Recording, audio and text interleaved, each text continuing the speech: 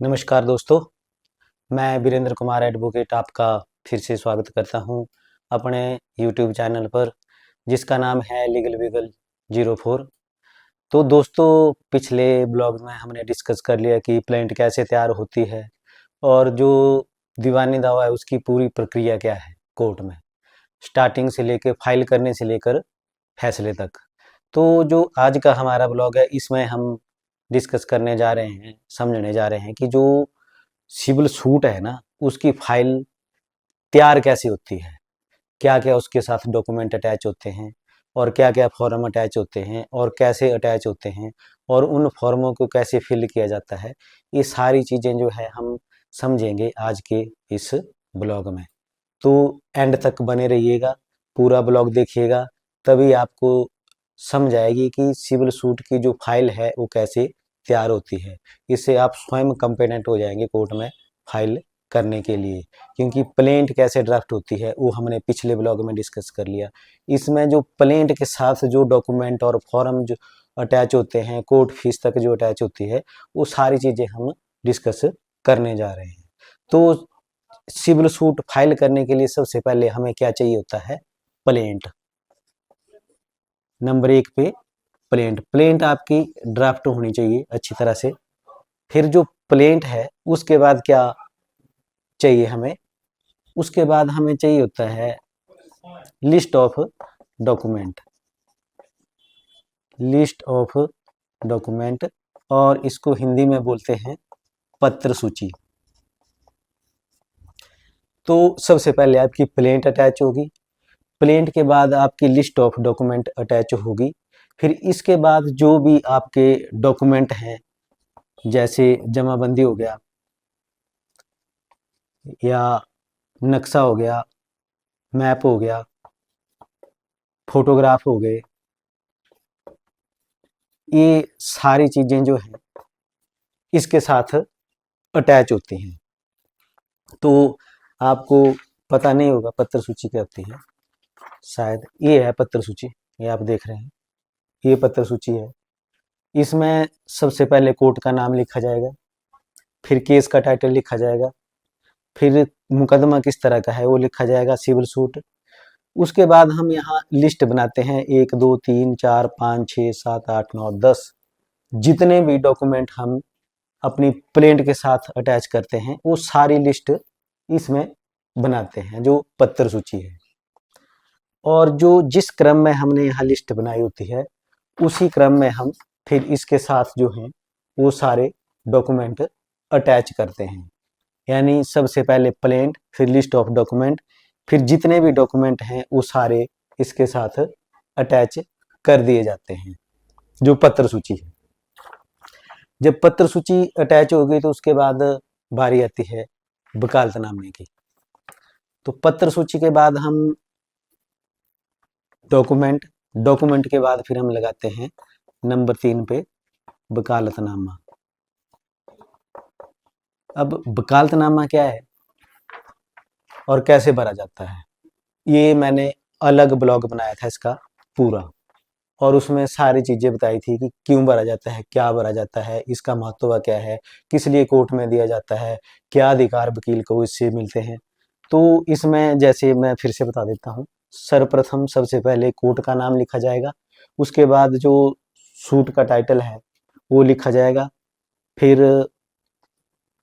जो power of attorney वकालतनामा दे रहा है उसका नाम, फिर एडवोकेट का नाम लिखा जाएगा, और उसके बाद नीचे यहाँ पर साइन किए जाते हैं।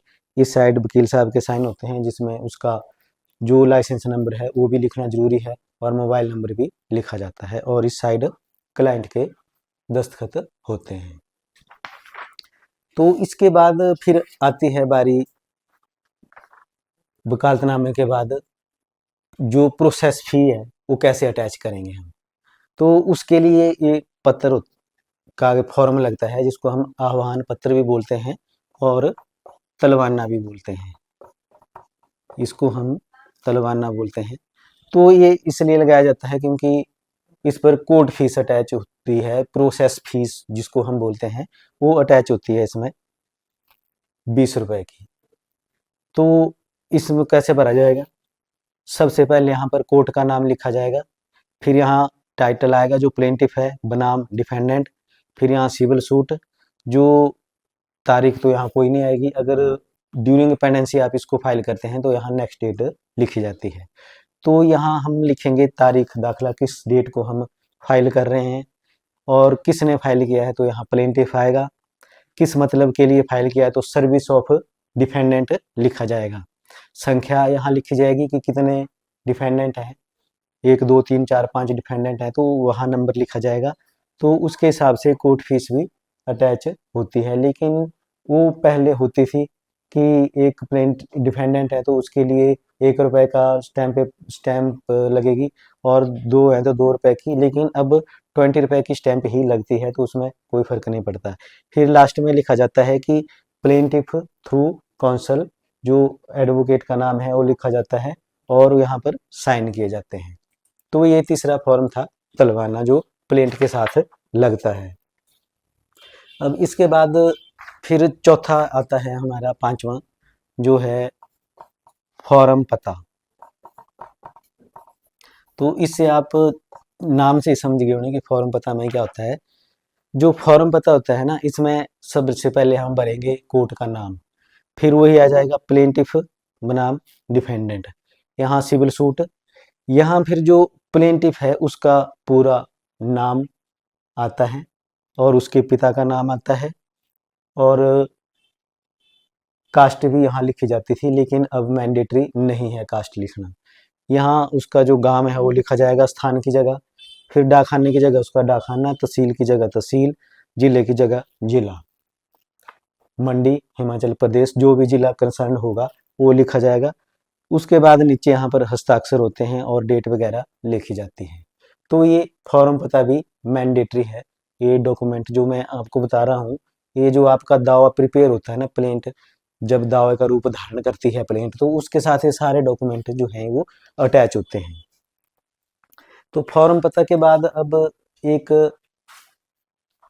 और आता है डॉक्यूमेंट, सूची पत्र इंसहार दस्तावेज।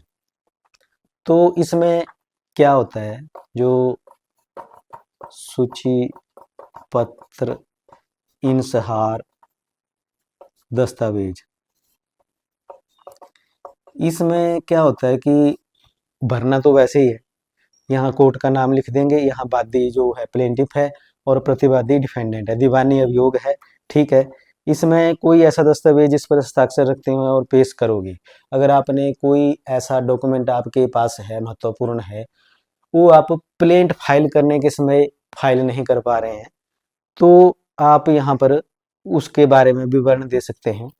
जो कॉलम 1 है उसमें यस, जो कॉलम 2 है उसमें यस, क्योंकि अभी आपके पास वो डॉक्यूमेंट है नहीं, आप उसको भविष्य में कोर्ट में पेश कर दोगे, तो इसलिए इस फॉर्म को भरा जाता है। तो लास्ट में फिर हस्ताक्षर होंगे आपके या एडवोकेट के आपके। तो फ्रेंड, इसके बाद जो लास्ट फॉर्म है जो दीवानी दावा के साथ लगता है, प्रिंट के साथ लगता है आपके, वो है ऑर्डर 7 रूल 14 के तहत, कि आपने जो डॉक्यूमेंट कोर्ट में फाइल किए हैं उनका संक्षिप्त विवरण होता है। पहले तो मैं आपको शुरू से बता देता हूँ। इसमें भी सबसे पहले जो है कोर्ट का नाम आएगा, मुद्दई प्लेंटिफ है बनाम मुदाला डिफेंडेंट है, और यहाँ दावा है तो यहाँ आप लिखेंगे सिविल सूट है, दीवानी दावा है, जो भी आप लिखना चाहें।